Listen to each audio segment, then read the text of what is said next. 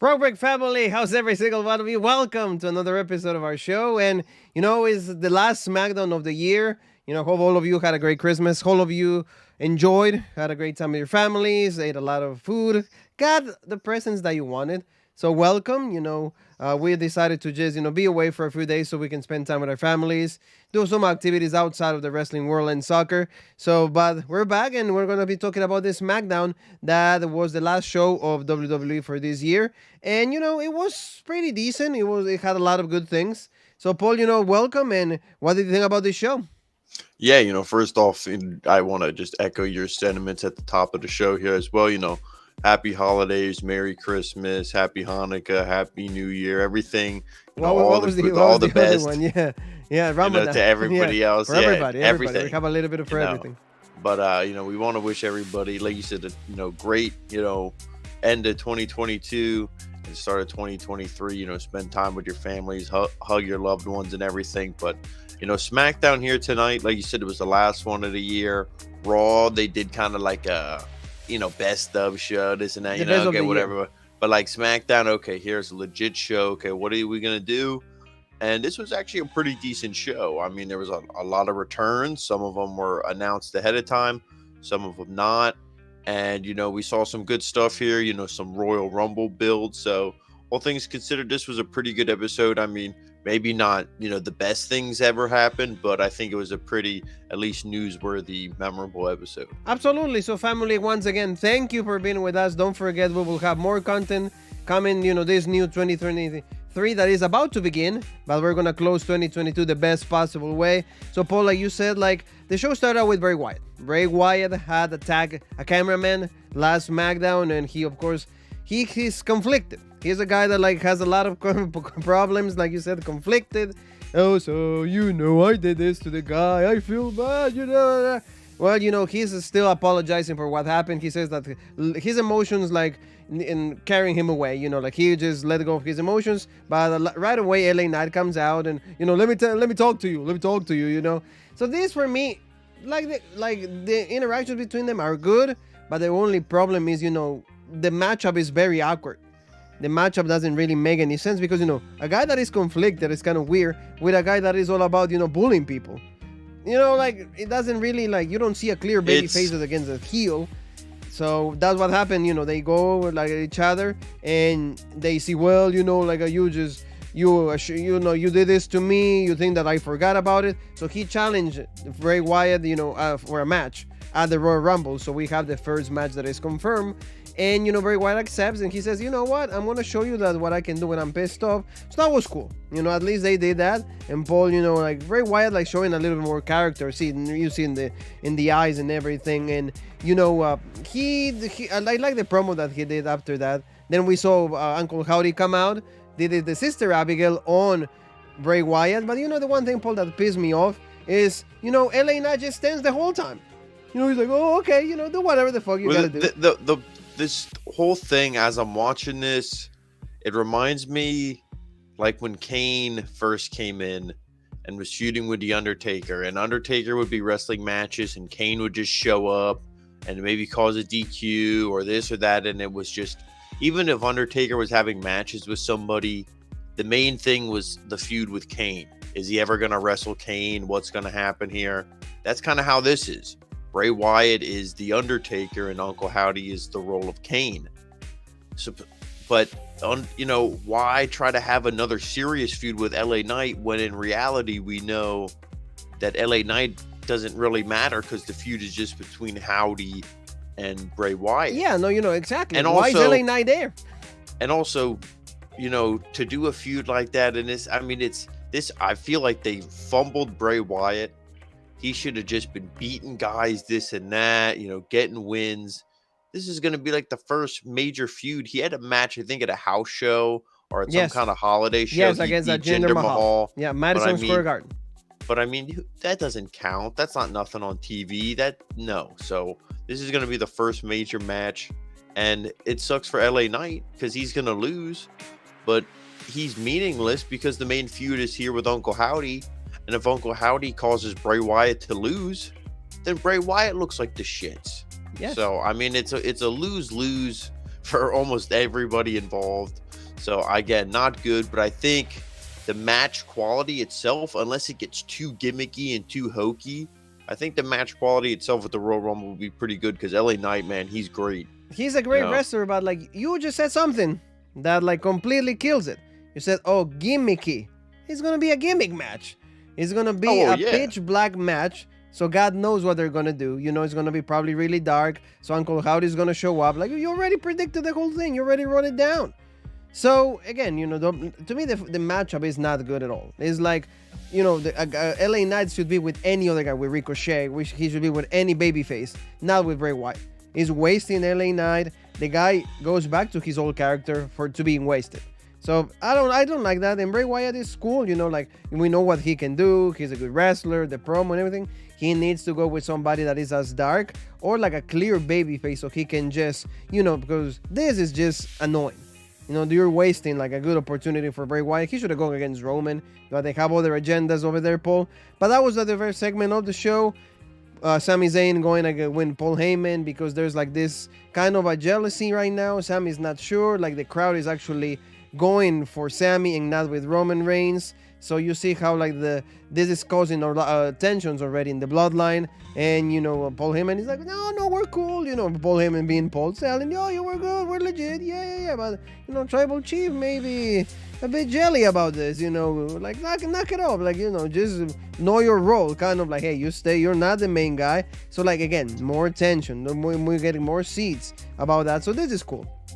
Yeah, no, I like this. And we all said, you know, WrestleMania, Sami Zayn versus Roman Reigns for the belt, you know. But no, I mean, I would watch be cool, it. but like only a But few I mean, people. Like I feel, you know, the match should almost be at the Royal Rumble because you need to pull the trigger soon because Sami Zayn, it's almost like Rusev Day. You gotta like ride that momentum while it's hot because at some point people are gonna go, you know, they're not gonna care anymore. Sami Zayn's not gonna be this popular forever. Eventually, this is gonna calm. I'm not gonna say he's gonna go to the shits and people aren't gonna care, but eventually this is gonna go down.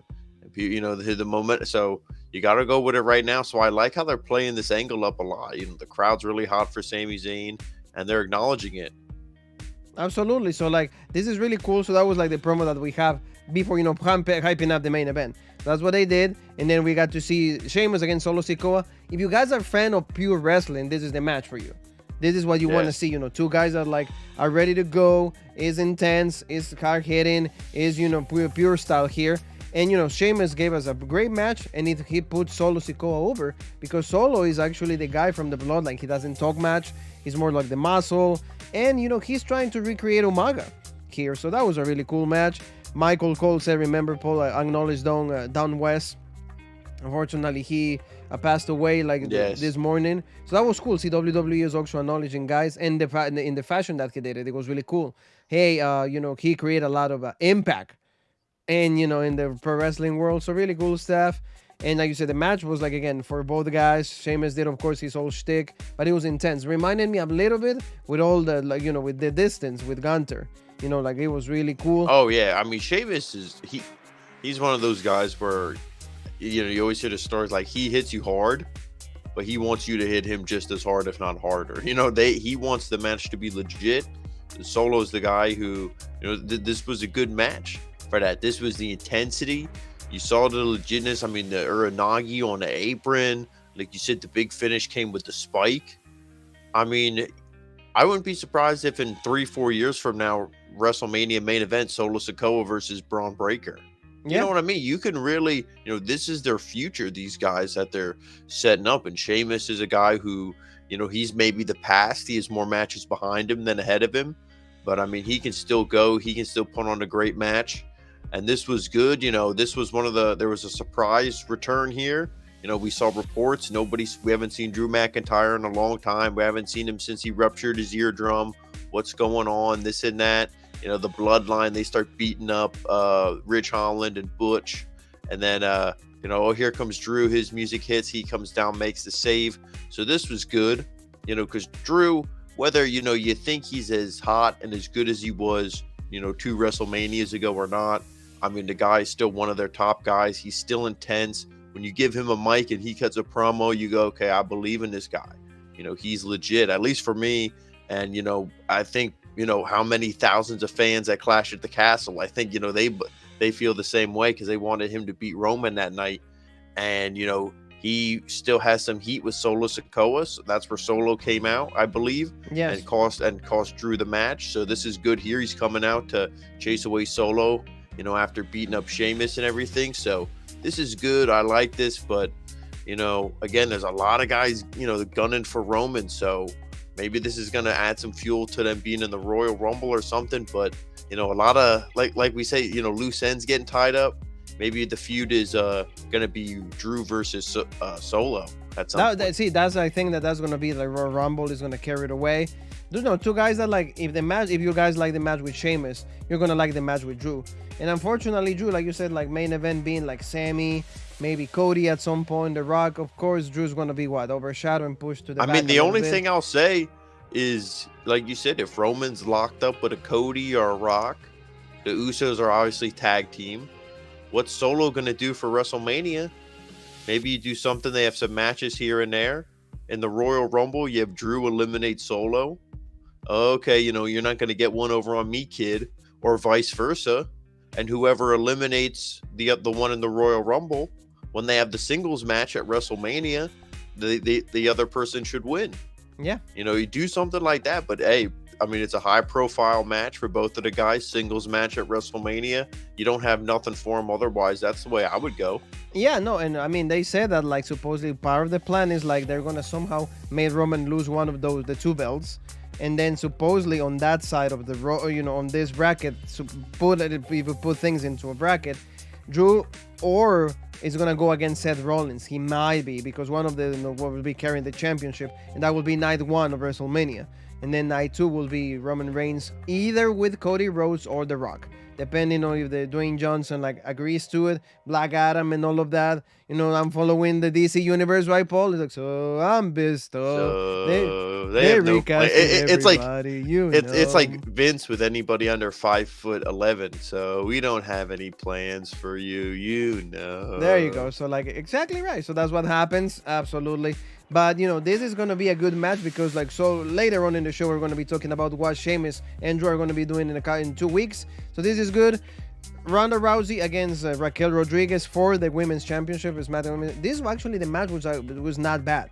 This is probably the best match that I've seen Ronda Rousey in a while. And because Raquel can go, and again, they played it out they made it long. The tap didn't happen right away. They made Raquel look good, decent. They make her look strong, powerful. The whole time selling the arm. The whole time, if I'm able to do the chokeslam, the power bomb is done. Ronda countered that several times. So that's how you present a match. Shayna, the only, Paul jumping, that kind of it took me away. But other than that, really, really intense match. Yeah, I mean, Shayna is a badass, so I don't like her being goofy and overly dramatic and selling like that. And to me, they just took her aura away. She shouldn't be even though they're all MMA and they have that bond. She shouldn't be a lackey. She should be no, I want to be the champ. She shouldn't be a sidekick. But for Raquel, to compare, to say her to her NXT self, I think that match would have been more enjoyable than this. Here, I just can't get. And I mean, it's obviously still the same woman. She's still just as legit, but just the way that they molded her to a more pretty baby face, when before she was the leather jacket wearing badass chick. She cut a promo, swear at you in Spanish or something, and you felt okay. Yeah, exactly. Okay, now mommy is a freaking Australian chick. Yeah. So what the hell's going on here? Yeah. So what's going on here? But I mean, this match was good. I liked it. I almost thought they were going to do the title switch here. I jumped the gun. I was a little too early. Hint, we're going to talk about it Actually, I thought the same thing. But, I thought this was good. At the ending here, they're up at the top. You think she's maybe setting her up for the Chiquita bomb, up on the top rope. But Ronda, she kind of gets her in the arm bar and is holding her up top there. And you see tap, and, then I thought she slammed her down in a power bomb off the top rope. And I thought, oh my God, that's how she's going to win. Yeah. but she kind of did, but Ronda held on to the armbar after really yanked back and then immediately tapped out, so we didn't see the title switch here, but a pretty good match. And then you see Ronda, she's huffing and puffing, after this long, hard fought match. You see Shayna gets in the ring, and then I'm like, whatever. Charlotte Flair's music hits. Pop from me. I didn't think they're gonna do, debut or not debut, but like a return here. The crowd was excited. I know you hated it, but I thought this was cool. I thought, okay, we're gonna get a stare down Royal Rumble, match at the Royal Rumble. So I thought, okay, you don't have nothing for Ronda, and then whoever wins this match and wins the Women's Royal Rumble, boom, you have that fresh matchup, whether it's Flair, Ronda, whoever. She gets in the ring. Ronda starts trying to talk shit on Flair, and Ronda's not a good promo, especially after a match. Absolutely kills it. I don't even know what she's like. Oh, trying to be a bully. Yeah, it's like, oh my, just don't speak. Let Shayna cut the promo. Yeah. If they put Shayna there, because hey, Queenie, are you back, or are you still injured, Queenie? I'm like, oh my god, am I watching? Right? What am I watching here? Like The Bachelorette or whatever. I'm like, yeah, no. and that's why I almost liked how this all turned out. And then Charlotte Flair's like, yeah, I want my rematch or something like that. But she's like, yeah, now. Yeah. And then Shayna's like, oh, okay, yeah, don't be bullshit, rematch now. And then Ronda's like, let's do it. And then Shayna's like, what? Oh my God. So Shayna's like, you're freaking out. You're an idiot. She hands the belt to the ref. Boom, a big boot, this and that. Ronda kicks out. She gets a little bit of a comeback, this and that. But no, Flair, done. This was like what, 30 seconds? Yeah, like 40, 45, because then after that, like, she put her on the armbar, but like kind of like what Liv Morgan did, like she rolled her up and then she held onto it. 1, 2, 3, 14-time champion. Why are the reasons that I don't like it? Why did Charlotte do to get a title match? Boom. Why do you do the title switch right away? Dude, why? Like, what's the one thing that people hate about Charlotte? That she becomes the champion all the time. 3. It was, other than that, okay, but like you mentioned a really great point before, when you were texting me. What? Ronda might be done with WWE. And then I just recently saw a report. Now, this could have been a few days ago, and things can change, every second. But they said the plan for WrestleMania was Ronda Rousey versus Rhea Ripley.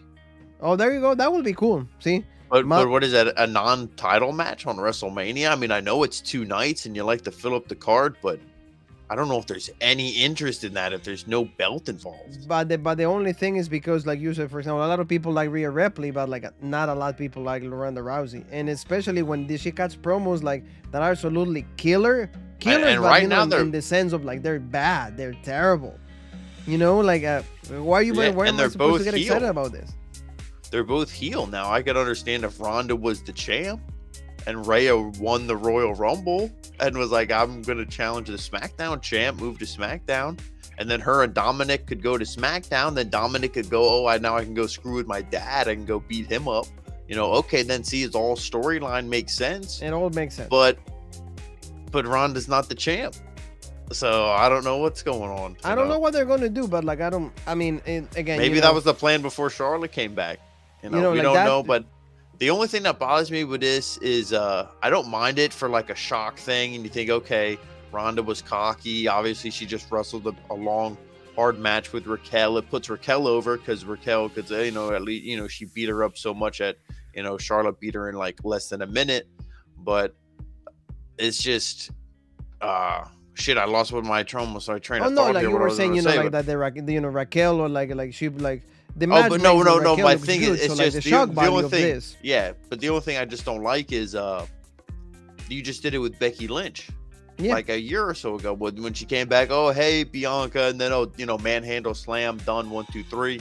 You just did that not too long ago, and Becky and Charlotte, they're so closely knit and connected with everything they do. So, I don't know. To me, it was good in some aspects, but not good, like you said.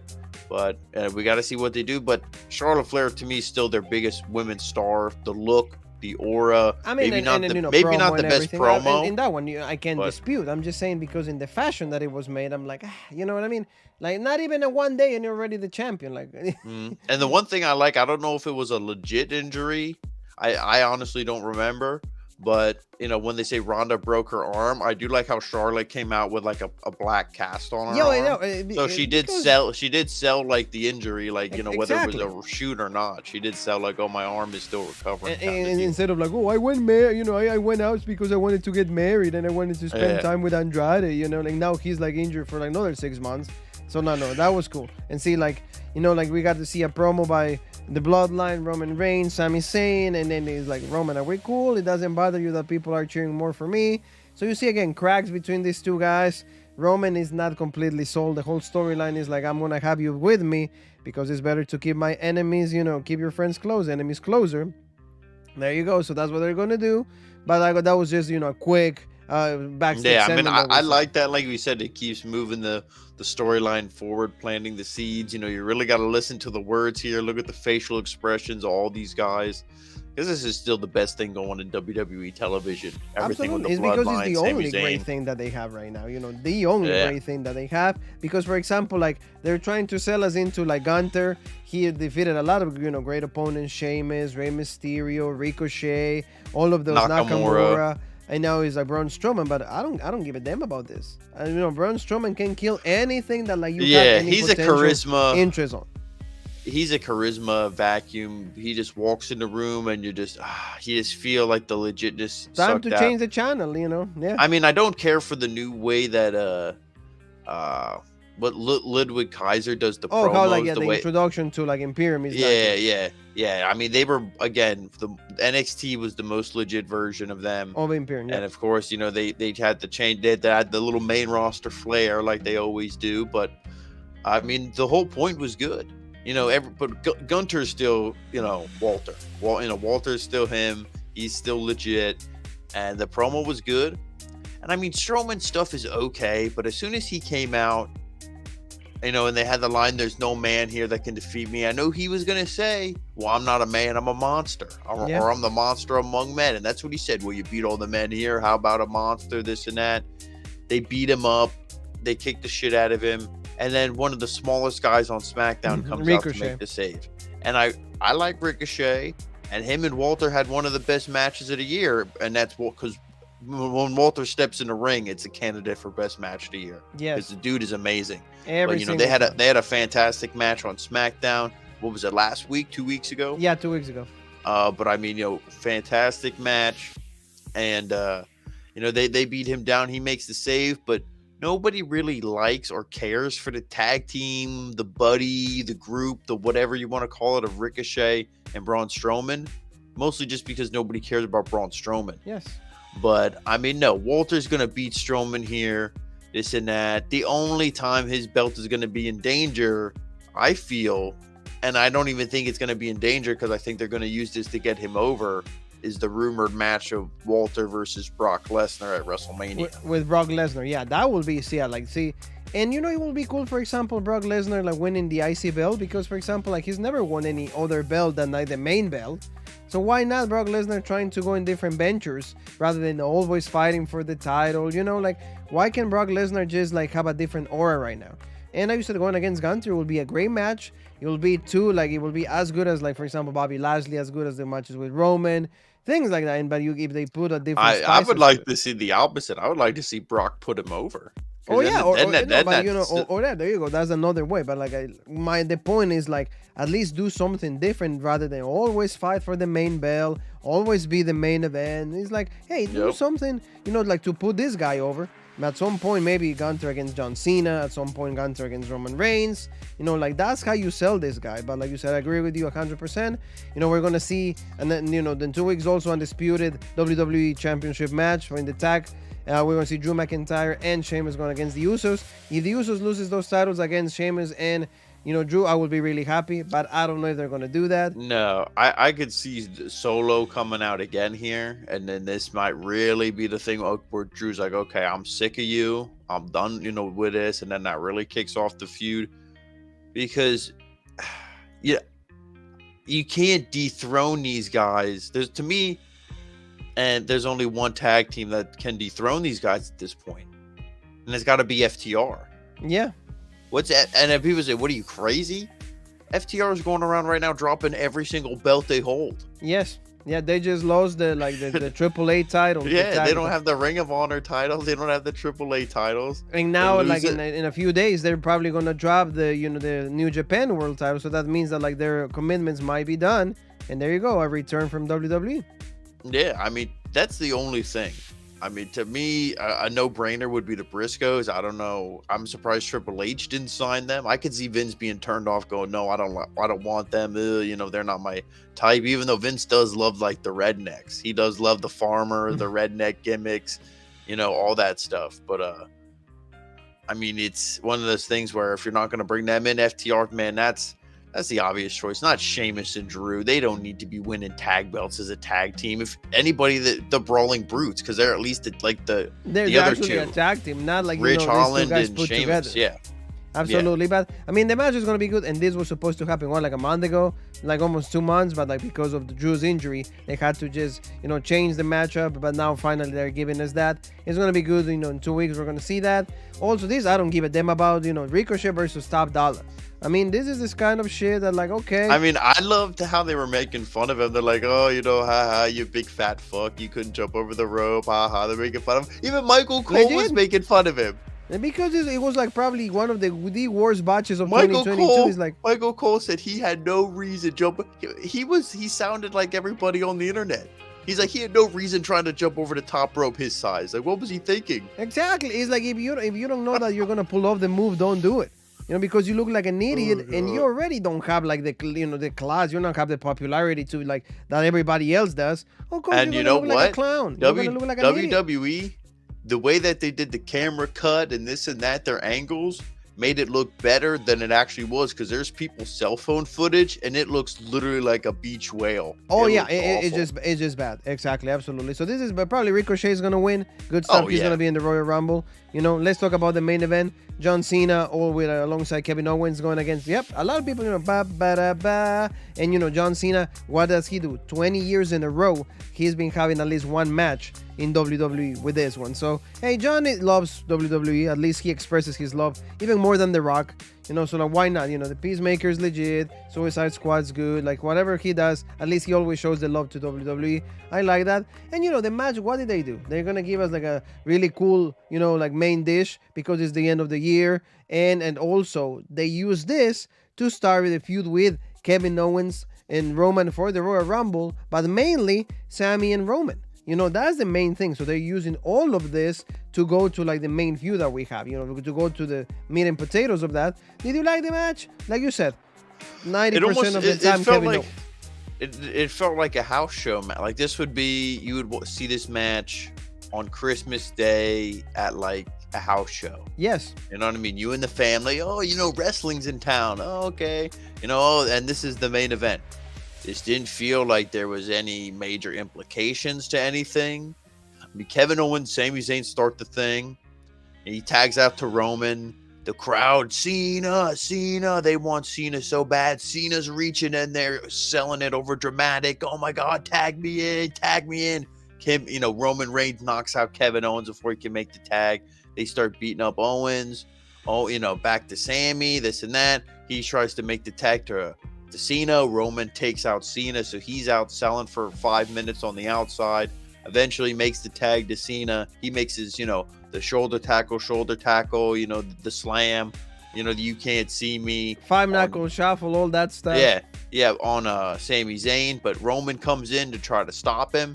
He does the big slam on Roman, tags in Kevin Owens. They both do a 5-knuckle shuffle. And him and Roman, he takes out Roman, and he hit the stunner on Sami Zayn. 1, 2, 3. Like I said, it was nothing where it was, oh my God, here comes, somebody, or John Cena holds up the belt when the match is. There was nothing like, oh my God, this is major. It was crazy. It was just kind of like that feel good, moment of the baby faces, this and that. But yeah, I mean, it was to pop the crowd, and the crowd was into it. They like seeing John, but no, he didn't do much of nothing. Oh yeah, no, it was just like you said, nothing. It was just it's just the guy's back, or like, dude, he's like his whole shtick, the 5 moves of doom. That's it. I mean, whatever. But again, at least we have like Kevin Owens is gonna say I beat you. So again, I'm gonna air a title match maybe at the Royal Rumble. That's the one thing. And also like Sami and Roman, the issues are gonna keep going up. They're gonna keep transpiring. They're gonna keep getting worse. So that's the main story here. And it's always cool to see John Cena. You wanna like you get like a Paul, like you can see me, all of that. So it's fun. The guy always brings it. Like I said before, and Paul also mentioned this. Like the guy's excited. Tag me in. He gets you in it. The charisma is right there. He's just aspires like charisma. Unlike Braun Strowman, these guys that you want to see him when Braun is like get this guy, but like kick him out of there. So I mean, it was a SmackDown that it was, like you said, feel good SmackDown. Hey, it wasn't nothing out of more. Good returns. We got a title switch. So WWE did a lot of things to like close 2022 and to start 2023 even better. So I liked it, Paul. And this is what we have for the show. Great, end for SmackDown, feel good moment, and everybody goes home happy to get ready for, the ending of 2022. Yeah, like you said, the John Cena, everything, some stuff. It was a really good show, and there's some interesting stuff. If you're really into the WWE, and everything they're doing, what's going on with Ronda now, what's that playing out. And like we said, the one thing didn't mention too much, but it was you saw Rey Mysterio and Dominic. Dominic and Reyes showed up at the house. Dominic got arrested. So what the hell's going on with that? So there is some stuff to say, hey, what's going on, to follow it. But I mean, I think this was mostly just to send the fans home happy, close out the year. And we got to see, I'm mostly excited for the Royal Rumble. I think that's everybody's favorite pay-per-view, maybe next to WrestleMania. But the Royal Rumble is always exciting. Who's going to win? The countdown, it gets everybody into it. So it's definitely my favorite pay-per-view, I would say, the WWE does. So I'm definitely looking forward to it. Absolutely, family. So, Paul, before we go once again, thank you for being with us. All the social media right there. Paul is going to tell you which one and also how to get into them. Please, help us out. Give us a subscription, a like, a notification is nice because we're always putting content. And also, just wish you the best, ending for 2022 and even better 2023. Goals, commitments, anything that you guys want to accomplish, hopefully all of you have all of you being able to do that. All of you, will wish you the best, and thank you for being with us for throughout this whole 2022. And Paul, I'm gonna give you the floor so you can close this down. Yeah, just guys, thanks for sticking with us. We always say we have a lot of stuff planned. 2022 maybe a little rocky, but 2023 we definitely promise to be delivering more content, bigger, better stuff. So stick with us. And, we promise to deliver, and, to the best way to see everything that we do deliver and to keep sticking with us is to follow us on all the social media. And that's Rope Break on Facebook, the OG Rope Break on Twitter, Original Rope Break, Instagram, Twitch, and TikTok. And of course, right here on YouTube, the home of the number one, acknowledge us like the bloodline, the number one, point it up, number one podcast in the YouTube wrestling community, the Original Rope Break. Absolutely, family. You and me have one more thing that is left to say, and that is